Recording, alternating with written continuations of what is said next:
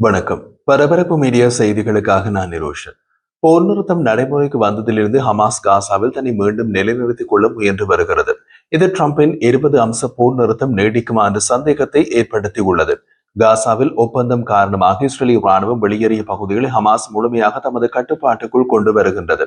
டிரம்பின் 20 அம்ச போர் நிறுத்த திட்டத்தின்படி ஹமாஸ் காசா நிர்வாகத்திலிருந்து முழுமையாக நீக்கப்பட வேண்டும் மற்றும் ஹமாஸிடமிருந்து ஆயுதங்கள் அகற்றப்பட வேண்டும். இந்த இரண்டும் நடப்பது சந்தேகமே என்ற நிலைமை அங்கு தோன்றியுள்ளது.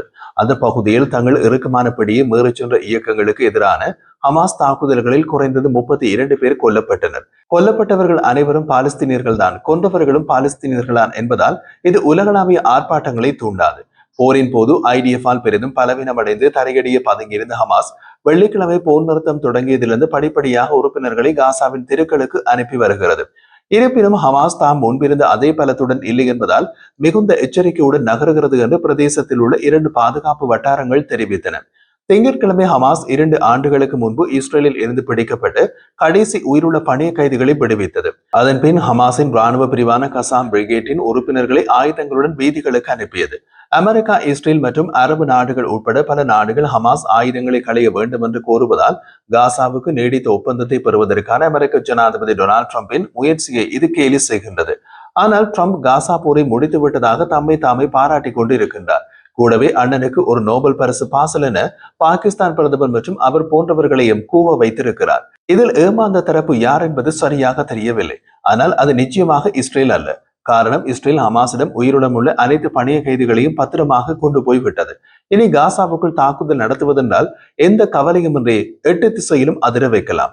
தெற்கு காசாவில் உள்ள ஒரு மருத்துவமனையில் சுமார் 60 ஹமாஸ் உறுப்பினர்கள் வரிசையாக ஆயுதங்களுடன் நின்றதை ராய்டர்ஸ் காட்சிகள் காட்டுகின்றன.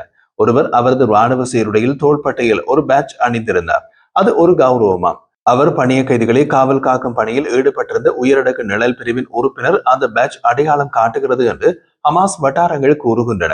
இப்போது உயிருள்ள பணிய கைதிகள் யாரும் காசாவில் கிடையாது. அதனால் பணிய கைதிகளின் காவல்காரர் இப்போது வீதிக்கு அனுப்பப்பட்டுள்ளார். இஸ்ரேலிய ராணுவம் அகன்ற பகுதிகளில் ஹமாஸ் ராணுவ சீருடையில் வெளிப்பட்டுள்ள போதிலும் இஸ்ரேலிய ராணுவம் இன்னமும் காசாவின் சில பகுதிகளில் உள்ளது. அந்த பகுதிகளில் ஹமாஸின் கம்பீர ராணுவ சீருடை நடைபவனிகள் இல்லை. சமூக ஊடகங்களில் பரவிய ஒரு காணொலியில் முகமூடி அணிந்த துப்பாக்கிதாரிகள் பலர் காட்டப்பட்டனர். அவர்களில் சிலர் ஹமாஸ் அணிந்திருந்த பச்சை நிற தலைக்கவசங்களை அணிந்திருந்தனர். தெருவில் மண்டியிட கட்டாயப்படுத்திய பின்னர் குறைந்த 7 பாலஸ்தீனியர்களை இயந்திர துப்பாக்கிகளால் சுட்டனர். திங்கட்கிழமை காசாவில் படமாக்கப்பட்ட காணொலியை பல ஊடகங்கள் புவியியல் அடையாளப்படுத்தல்களை செய்த போது அந்த காட்சிகள் காசாவில் படமாக்கப்பட்டதாக உறுதிப்படுத்தப்பட்டது. ஹமாஸ் பாலஸ்தீனியர்களுக்கு தண்டனை கொடுக்க அந்த காட்சியினை காண திரண்டிருந்த காசா பொதுமக்கள் பார்வையாளர்கள் அல்லாஹ் அக்பர் என்று, கடவுள் பெரியவர் என்றும் ஆரவாரம் செய்தனர். காசாவில் 3 ஒருவர் பஞ்சத்தில் அடிபட்டு சோர்வுடன் உள்ளார் என்று ஐநா அறிக்கை கூறுகின்றது. ஹமாஸ் கொலைகளை பார்த்து மகிழ்ச்சி ஆரவாரம் செய்தவர்கள் மீதி 3 இரு பங்கினராக இருக்கலாம். போகிற போக்கில் இந்த மகிழ்ச்சி ஆரவாரம் எவ்வளவு காலம் நீடிக்கும் என்பதும் தெரியவில்லை. காணொளிகளின் நிகழ்வுகள், அதன் தேதி அல்லது இடம் ஆகியவற்றை ராய்டர்ஸால் உடனடியாக சரிபார்க்க முடியவில்லை. அது பற்றிய கேள்விகளுக்கு ஹமாஸிடமிருந்து உடனடி பதில் இல்லை. சரி, ஹமாஸால் கொல்லப்பட்ட 32 பேரும் யார்? அவர்கள் காசாவில் பிரபலமான துக்முஷ் குடும்பத்தால் நடத்தப்படும் ஆயுதமேந்திய குழுவின் உறுப்பினர்கள் என்று கூறப்படுகிறது. காசா நகரில் ஹமாஸ் பாதுகாப்பு படைகளுக்கும் துக்முஷ் குடும்பத்தை சேர்ந்த ஆயுதமேந்திய குழுவின் உறுப்பினர்களுக்கும் இடையே கடுமையான மோதல்களில் குறைந்தது 32 பேர் கொல்லப்பட்டனர். ஹமாஸ் தரப்பில் 9 பேர் கொல்லப்பட்டனர். அனைவரும் பாலஸ்தீனியர்கள். இந்த பகுதியில் இஸ்ரேலிய ராணுவ நடவடிக்கை முடிவுற்ற பின்னர் நடந்த மிக மோசமான மோதல்களில் ஒன்றாகும் இது. அந்த தாக்குதல்களின் போது முகமூடி அணிந்திருந்த ஹமாஸ் படையினர் ஜொர்டானிய மருத்துவமனை அருகே துக்முஷ் இயக்கத்தினருடன் துப்பாக்கி சூடு நடத்தினார்கள் என்று நேரில் பார்த்தவர்கள் தெரிவித்தனர். ஹமாஸ் கட்டுப்பாட்டில் உள்ள காசா உள்துறை அமைச்சின் மூத்த அதிகாரி ஒருவர் கூறிய போது, பாதுகாப்பு படைகள் அவர்களை சுற்றி வளைத்து தடுத்து வைக்க கடுமையான போரில் ஈடுபட்டனர் என்றார். இயக்கத்தினரின் ஆயுதமேந்திய தாக்குதலில் 9 ஹமாஸ் உறுப்பினர்கள் கொல்லப்பட்டதாக அந்த அமைச்சகம் தெரிவித்துள்ளது.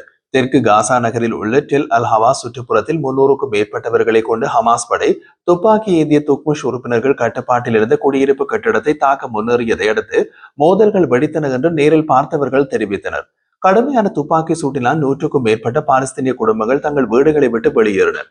அந்த பகுதியில் மக்கள் பீதியடைந்தனர் என்று குடியிருப்பாளர்கள் தெரிவித்தனர். அவர்களில் பலர் போரின் போது பல முறை இடம்பெயர்ந்தவர்கள். அப்போதெல்லாம் அவர்களது இடப்பெயர்வுக்கு உலகளாவிய அனுதாபம் இருந்தது. இனி வீதி கொலைகளை பார்த்து ஆரவாரம் செய்தவர்களின் இடப்பெயர்வுக்கு அந்த அளவு அனுதாபம் இருக்குமா என்பது தெரியவில்லை. இந்த முறை மக்கள் இஸ்ரேலிய தாக்குதல்களில் இருந்து தப்பி ஓடவில்லை.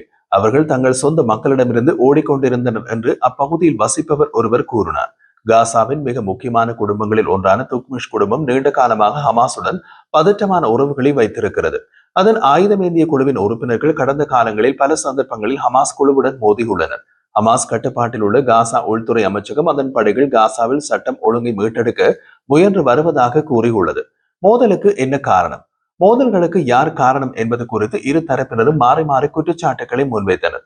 துப்பாக்கி ஏந்திய துக்முஷ் உறுப்பினர்கள் தமது 2 உறுப்பினர்களை கொண்டதாகவும் மேலும் 5 பேர் காயமடைந்ததாகவும் குற்றம் சாட்டியுள்ள ஹமாஸ் அதுவே மோதலை தூண்டியதாக கூறியுள்ளது. இஸ்ரேல் காசாவில் மீண்டும் போரை தொடங்க திட்டமிட்டிருந்தால் சிறிது காலம் தாமதித்தால் பாலஸ்தீனர்கள் மகிழ்ச்சி ஆரவாரத்துடன் இஸ்ரேலின் வேலையை கணிசமாக குறைத்து விடுவார்கள் என்று இஸ்ரேலியர்கள் திட்டமிடலாம். சரி, இந்த சம்பவம் எப்படி நடந்தது? அல்சப்ரா சுற்றுப்புறத்தில் சமீபகால இஸ்ரேலிய தாக்குதலில் தங்களது வீடுகள் அழிக்கப்பட்ட பின்னர் துக்முஷ் குடும்பம் ஒரு கட்டடத்தில் தஞ்சம் புகுந்தது. அது ஒரு காலத்தில் ஜொரானிய மருத்துவமனையாக செயற்பட்டது. இஸ்ரேலிய தாக்குதல்களால் அந்த கட்டடம் வெறுமையாக விடப்பட்டது. அந்த கட்டடத்துக்குள் ஹமாஸ் ஆயுதங்களுடன் நுழைந்ததாக துக்முஷ் குடும்பத்தின் வட்டாரம் உள்ளூர் ஊடகங்களிடம் தெரிவித்துள்ளது. அதுவரை தரையடிய மறைந்திருந்த ஹமாஸ் தனது படைகளுக்கு ஒரு புதிய தளத்தை நிறுவுவதற்காக அந்த கட்டடத்திலிருந்து துக்முஷ் குடும்பத்தை வெளியேற்ற முயன்றதாகவும் கூறப்படுகின்றது. இஸ்ரேலிய பாதுகாப்பு படைகளால் சமீபத்தில் மக்கள் வெளியேற்றப்பட்டிருந்த காசாவின் பகுதிகளில் தனது கட்டுப்பாட்டை மீண்டும் உறுதிப்படுத்த ஹமாஸ் தனது பாதுகாப்பு படைகளில் சுமார் 7000 உறுப்பினர்களை திரும்ப அளித்துள்ளது என்று உள்ளூர் வட்டாரங்கள் தெரிவிக்கின்றன. இவர்கள் இதுவரை பொதுமக்களாக கலந்திருந்தார்கள். ஆயுதமேந்திய ஹமாஸ் பிரிவுகள் ஏற்கனவே பல பகுதிகளில் நிறுத்தப்பட்டுள்ளன என்று தகவல்கள் தெரிவிக்கின்றன. வெளியாகிய தகவல்களின் அடிப்படையில் சிலர் காசா காவல்துறையின் நீல நிற சீருடைகளில் உள்ளனர். சிலர் சீருடைகள் அல்லாமல் பொதுமக்கள் போன்ற ஆடைகளை அணிந்துள்ளனர். ஹமாஸ் ஊடக அலுவலகம் தெருக்களில் உள்ள தமது உறுப்பினர்களை நிறுத்தியிருப்பதாக கூறப்படுவதை மறுத்துள்ளது. டிரம்பின் 20 அம்ச திட்டம் சர்வதேச மேற்பார்வையின் கீழ் பாலஸ்தீனிய குழுவால் நடத்தப்படும் ஆயுதம் அகற்றப்பட்ட காசாவில் ஹமாஸ் அதிகாரத்திலிருந்து வெளியேறுவதை குறிப்பிடுகின்றது.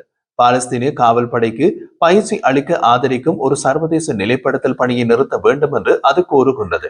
ஆனால் மத்திய கிழக்குக்கு செல்லும் வழியில் பேசிய ட்ரம்ப் காசாவை காவல் செய்ய ஹமாஸுக்கு தற்காலிக பச்சை கொடி காட்டப்பட்டுள்ளதாக கூறினார். இது ட்ரம்பின் வளமையான பாணி. அவர் தமது தோல்வியை ஒருபோதும் ஒப்புக்கொண்டதில்லை. ட்ரம்ப் கூறிய போது ஹமாஸ் பிரச்சனைகளை நிறுத்த விரும்புகிறார்கள். அவர்கள் அதை பற்றி வெளிப்படையாகவே இருக்கிறார்கள். மேலும் நாங்கள் அவர்களுக்கு ஒரு குறிப்பிட்ட காலத்திற்கு ஒப்புதல் அளித்தோம் என்று கூறினார். ஹமாஸ் போட்டியாளர்களை சுட்டுக் கொண்டது தன்னை ஒரு காவல் படையாக நிறுவுகிறது என்ற செய்திகள் குறித்து ஒரு செய்தியாளரின் கேள்விக்கு பதிலளித்த போது அவர் அவ்வாறு கூறினார். ஹமாஸின் காசா அரசாங்க ஊடக அலுவலகத்தின் தலைவர் இஸ்மாயில் அல் தவாப்தா போர் நிறுத்தம் நடைமுறைக்கு வந்த பின்னரும் ஹமாஸ் பாதுகாப்பு வெற்றிடத்தை அனுமதிக்காது என்றும் அது பொது பாதுகாப்பையும் சொத்துக்களையும் பராமரிக்கும் என்று ராய்ட்டர்ஸிடம் கூறினார். ஹமாஸ் தனது ஆயுத களஞ்சியம் குறித்து எந்த ஒரு விவாதத்தையும் நிராகரித்துள்ளது. எதிர்கால பாலஸ்தீனிய அரசுக்கு தனது ஆயுதங்களை ஒப்படைக்க தயாராக இருப்பதாக கூறியுள்ளது. காசாவின் எதிர்கால நிர்வாக குழுவின் எந்த படையையும் கூற விரும்பவில்லை. ஆனால் வெளிநாட்டு கட்டுப்பாடு இல்லாத பாலஸ்தீனர்களால் இது ஒப்புக்கொள்ளப்பட வேண்டும் என்று ஹமாஸ் கூறியுள்ளது. போர் நீடித்ததால் பலம் குறைந்து போன ஹமாஸ் காசாவை கட்டுப்படுத்துவதில் நீண்ட காலமாக முரண்படும் குழுக்களிடமிருந்து பெரும்பாலும் ஆயுதமேந்திய குழுக்களிடமிருந்து அதிகரித்து வரும் உள் சவால்களை சமாளிக்க வேண்டியுள்ளது.